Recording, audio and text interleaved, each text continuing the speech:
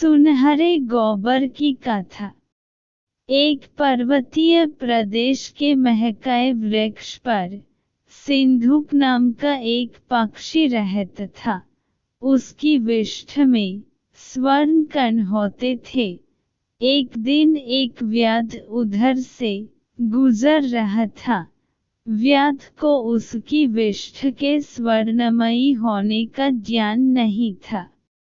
इससे संभव था कि व्याध उसकी उपेक्षा करके आगे निकल जाता, किंतु मूर्ख सिंधुक पक्षी ने वृक्ष के ऊपर से व्याध के सामने ही स्वर्ण कण पूर्ण विष्ठ कर दी।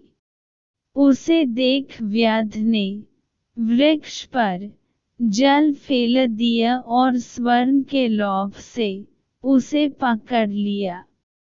उसे पकड़कर व्याध अपने घर ले आया। वहां उसे पिंजरे में रख लिया।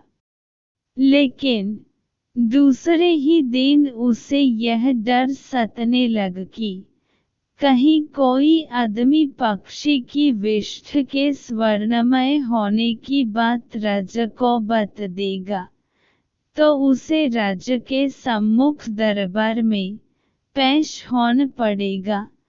संभव है राजा उसे दंड भी दे।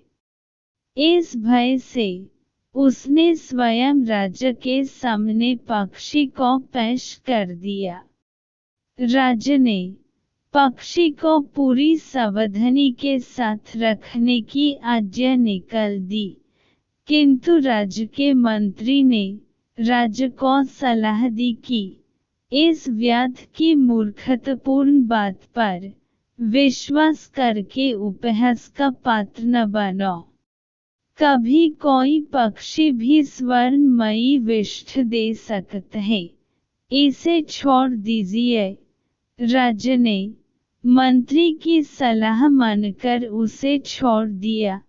जाते हुए वह राज्य के प्रवेश द्वार पर बैठकर फिर स्वर्णमयी विष्ठ कर गया और जाते जाते कहता गया, पूर्वतवदः मूर्खो द्वितीयः पशबन्धकः ततो राजा च मंत्री च सर्वे मूर्खमंडलम्। अर्थात पहले तो मैं ही मूर्ख था जिसने व्याध के सामने विष्ठ की, फिर व्याध ने मूर्खता दिखलाई जो व्यर्थ ही मुझे राजा के सामने ले गया।